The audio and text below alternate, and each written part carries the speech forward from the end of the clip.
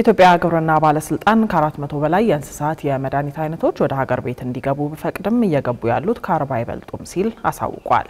እነዚሁ እየገቡ ያሉ የውስን የመድኃኒት አይነቶች አብዛኛዎቹ ገበያ ላይ መዋል ከጀመሩ በርካታ ዓመታትን ያስቆጠሩና በበሽታ አምጪ ተዋሲያንም እየተለመዱ ያሉ ናቸው ብሏል። ፍስሐ ደሳለኝ ዝርዝር አለው። የኢትዮጵያን የእንስሳት የምርት ጥራትና ደህንነት ለመጠበቅ ከሚያስችሉ ስራዎች መካከል የመኖ አቅርቦት አንዱ ሲሆን ሁለተኛው ደግሞ ብቁ የእንስሳት ሐኪሞችና ፈዋሽነታቸው የተረጋገጠ የእንስሳት የመድኃኒት አይነቶች ናቸው። ታዲያ ሀገሪቱ ከሚያስፈልጋት የእንስሳት የመድኃኒት አይነት ውስጥ 95 በመቶ የሚሆነውን ከውጭ የምታስገባ ሲሆን ቀሪውን 5 በመቶ የሚሆነውን ደግሞ በሀገር ውስጥ እንደሚሸፍን ከኢትዮጵያ ግብርና ባለስልጣን ያገኘነው መረጃ ያመለክታል።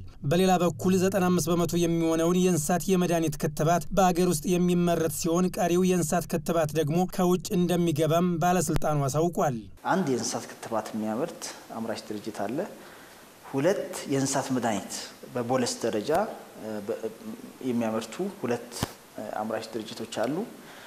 አንድ ደግሞ የኤክስተርናል ፓራሳይት እንስሳቶችን ከውጭ የሚያጠቃቸውን ፓራሳይቶች ለመከላከልና ለማከም የሚያገለግል ኬሚካል የሚያመርት አንድ አምራች ድርጅት አለ። አንድ ደግሞ የእንስሳት ሕክምና መሳሪያን የሚያመርት አምራች ድርጅት አለ።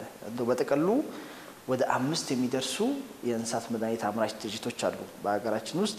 በሌላ በኩል ለበርካታ ዓመታት ጥቅም ላይ የዋሉና ከተዘረዘሩ የእንስሳት የመድኃኒት አይነቶች በተጨማሪ ፈዋሽነታቸው የተረጋገጠ አዳዲስ መድኃኒቶችን ጭምር ጥቅም ላይ ለማዋል የመድኃኒት መዘርዝር ባለስልጣኑ ይፋ አድርጓል። ታዲያ ወደ ሀገር ቤት እንዲገቡ ይፋ ከተደረጉ በርካታ የእንስሳት የመድኃኒት አይነቶች ውስጥ እየገቡ ያሉት በአይነታቸው ከ40 እንደማይበልጡ የባለስልጣኑ የእንስሳት መድኃኒት ምዝገባና ፈቃድ ባለሙያው ዶክተር ኃይሉ ዘሩ ተናግረዋል። በአጠቃላይ መጀመሪያዎቹ ወደ ሀገር ውስጥ መግባት አለባቸው ብለን ዝርዝር የለየናቸው መድኃኒቶች አሉ።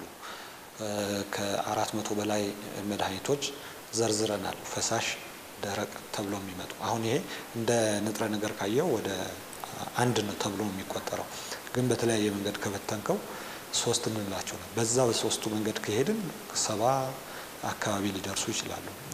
ግን ስፔሲፊካሊ የንጥረ ነገሯ አይነት ስናይ ግን ወደ 40 የሚዘሉ አይደሉም እና በአጠቃላይ የሚያሳየን ይሄንን ዳታ ምንድነው? በሀገር አቀፍ ደረጃ እየተጠቀምናቸው ያሉት መድኃኒቶች ውስን ብቻ ናቸው።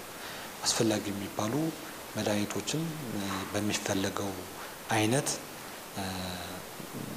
ገበያ ላይ ውለዋል ብለን አናምንም። እነዚሁ እየገቡ ያሉ ውስን የመድኃኒት አይነቶች በሽታ አምጪ ተዋሲያንን የተላመዱና የመፈወስ አቅማቸውም ዝቅተኛ ነው የሚል ቅሬታም እየተነሳባቸው ነው ይላሉ ባለሙያው። በዚህም ባለፉት 9 ወራት በተደረገ የክትትልና የቁጥጥር ስራ ከ5 ያላነሱ የእንስሳት የመድኃኒት አይነቶች ሀገር ቤት እንዳይገቡ መከልከላቸውንና ወደ መጡበት ሀገር ጭምር መመለሳቸውን የኢትዮጵያ ግብርና ባለስልጣን ኃላፊዎቹ ተናግረዋል። ትልቁ አሁን ቅሬታ ያለው የመድኃኒት መላመድ የሚባል አለ። ይሄ ማለት በሽታ አምጪ ተዋሲያኖቹ ከመድኃኒቱ ጋራ የመላመድ ባህሪ ያመጡ ነው። እንደ ባለስልጣን መስሪያ ቤት እንደ ተቋጣሪ አካል የመጨረሻ ውሳኔ ልናደርገው የምንችለው ምንድነው? እነዚህ ለረጅም ጊዜ ጥቅም ላይ ሲውሉ የነበሩ መድኃኒቶች እና ደግሞ በተለያዩ ጥናቶች የተላመዱ መድኃኒቶችን ከገበያ እስከ ማስወጣት ድረስ ልናደርግ እንችላለን። የፈዋሽ ንጥረ ነገሩ ከደረጃ በታች ከሆነ ወይንም ደግሞ ሌሎች ፓራሜትሮች ችግር ካለባቸው እንዲወገድ ወይንም ደግሞ ወደ መጣበት ሀገር እንዲመለስ ነው የምናደርገው እና ወደ 5 የሚደርሱ የተለያየ ኮንሳይመንቶች እንደዚህ ችግር ያለባቸው ባሾች እንዲወገዱና እንደገና ደግሞ ወደ መጣበት ሀገር እንዲመለሱ ወደ 5 እንደዛ አድርገናል። ኃላፊዎቹ ጨምረውን ባለስልጣኑ እንዲገቡ የፈቀዳቸው አዳዲስ መድኃኒቶች ተጠቃሚው ዘንድ እንዲደርሱ ክልሎችን ጨምሮ የእንስሳት መድኃኒት አስመጪዎችና አከፋፋዮች እንዲሁም ሐኪሞች የመፈወስ አቅማቸው ዝቅተኛ የሆኑ መድኃኒቶች ጥቅም ላይ እንዳይውሉ በጋራ መስራት ይኖርባቸዋል ብለዋል። በዚሁ ጉዳይ ያነጋገርነው ከ100 በላይ አባላት ያሉት የአቢሲኒያ የእንስሳት መድኃኒት አስመጪዎችና አከፋፋዮች ዘርፍ ማህበር በበኩሉ አስመጪዎች አዳዲስ የእንስሳት መድኃኒቶችን በስፋት የማያስገቡበት ዋናው ምክንያት ገዢ ባለመኖሩ ነው ብለዋል። በዚህም የተነሳ አብዛኛው አስመጪ በአይነት ውስንና ጥቅም ላይ መዋል ከጀመሩ በርካታ ዓመታትን ያስቆጠሩ የእንስሳት የመድኃኒት አይነቶች ላይ ትኩረት እንደሚያደርጉ ገልጿል። በፊት የነበሩት መድኃኒቶች የተለመዱ አንድ አይነት ወይ ሁለት አይነት ግፋቢል 3-4 አይነት መድኃኒቶች ብቻ ናቸው የሚገቡ የነበሩት።